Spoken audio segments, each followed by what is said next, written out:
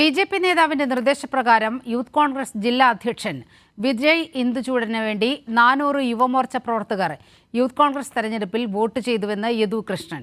Youth Congress ജില്ലാ അധ്യക്ഷൻ ആരോപണം നിഷേധിച്ചാൽ തെളിവ് പുറത്തുവിടുമെന്നും യദു.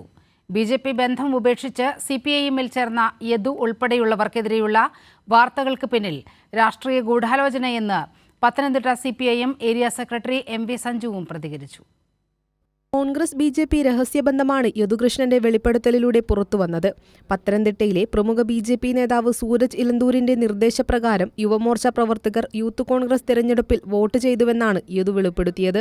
ഇത് ഞങ്ങളുടെ ബി.ജെ.പിയിലെ സൂരജ് ഇലന്തൂർ എന്ന് പറഞ്ഞ ഒരാൾ ബി.ജെ.പിയിൽ നിന്ന് യുവമോർച്ചയ്ക്കൊരു നേതൃത്വം കൊടുക്കുകയും അവിടെ നിന്ന് യുവമോർച്ചയിലെ എല്ലാ പ്രവർത്തകരും ഒരു സ്ഥലത്തുനിന്ന് മാത്രമല്ല പല സ്ഥലങ്ങളിൽ നിന്നും വോട്ടുകളായിട്ട് 350-400 വോട്ടുകൾ എല്ലാവരും ചെയ്തിട്ടുണ്ട്. യൂത്ത് കോൺഗ്രസ് നേതൃത്വം ആരോപണങ്ങൾ നിഷേധിച്ച തെളിവുകൾ പുറത്തുവിടുമെന്നും യദു. അപ്പം ഞാൻ തന്നെ ഒരു 40 പേരോളം ഞങ്ങളുടെ പ്രദേശത്തു നിന്ന് തന്നെ വോട്ടുകൾ ചെയ്യിച്ചിട്ടുണ്ട്. എൻ്റെ വീട്ടിൽ നിന്ന് തന്നെ വോട്ടുകൾ ചെയ്യിച്ചിട്ടുണ്ട്. ഇതിപ്പോൾ നിഷേധിക്കുകയാണെങ്കിൽ അതിനുള്ള തെളിവുകളായിട്ട് അടുത്ത ദിവസം ഞാൻ വരും. യദു ഉൾപ്പെടെ 63 ബി.ജെ.പി. RSS പ്രവർത്തകർ CPIM-ൽ ചേർന്ന വിഷയത്തിൽ യൂത്ത് കോൺഗ്രസ് പ്രവർത്തകർ മന്ത്രി വീണ ജോർജിന്റെ ഓഫീസിലേക്ക് മാർച്ച് നടത്തിയതിന് പിന്നാലെയാണ് യദുവിന്റെ വെളിപ്പെടുത്തൽ. സഹായിച്ചിട്ടും പാർട്ടി മാറിയപ്പോൾ കള്ളക്കേസും വ്യാജ ആരോപണങ്ങളുമായി യൂത്ത് കോൺഗ്രസ് എത്തിയതുകൊണ്ടാണ് ഇത്തരമൊരു പ്രതികരണം നടത്തിയതെന്നും യദു പറഞ്ഞു. ഒത്തുതീർപ്പായ കേസിനെ ചൊല്ലി വീണ്ടും വാർത്ത ചമയ്ക്കുന്നതിന് പിന്നിൽ രാഷ്ട്രീയ മുതലെടുപ്പെന്ന് CPIM Pathanamthitta area secretary MV Sanju.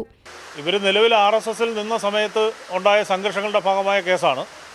RSSൽ നിന്ന് CPIM-ലേക്ക് അവർ കടന്നു വരുമ്പോൾ അതുമായി ബന്ധപ്പെട്ട കേസുകളെല്ലാം പരസ്പരം സംസാരിച്ച് ഒത്തുതീർപ്പിൻ്റെ ഭാഗമായി കോഷ് പെറ്റീഷൻ തയ്യാറാക്കി കൊടുത്തിട്ടുണ്ട്. അതിൻ്റെ നടപടിക്രമങ്ങൾ ചെയ്തുകൊണ്ടിരിക്കുന്ന സന്ദർഭമാണിത്. അപ്പോൾ അതുകൊണ്ട് കോഷ് പെറ്റീഷൻ ഹൈക്കോടതിയിൽ ഫയൽ ചെയ്ത ഒരു സാഹചര്യത്തിൽ പിന്നെ ജാമ്യം എടുക്കുന്നതോ അതുമായി ബന്ധപ്പെട്ട തുടർ നടപടികൾ സ്വീകരിക്കേണ്ട ആവശ്യമില്ല. വധശ്രമക്കേസിൽ ഒളിവിൽ പോയ പ്രതി CPIM-ൽ ചേർന്നു എന്ന മാധ്യമ വാർത്തയോട് പ്രതികരിക്കുകയായിരുന്നു MV സഞ്ജു. കൈരളി ന്യൂസ്, പത്തനംതിട്ട.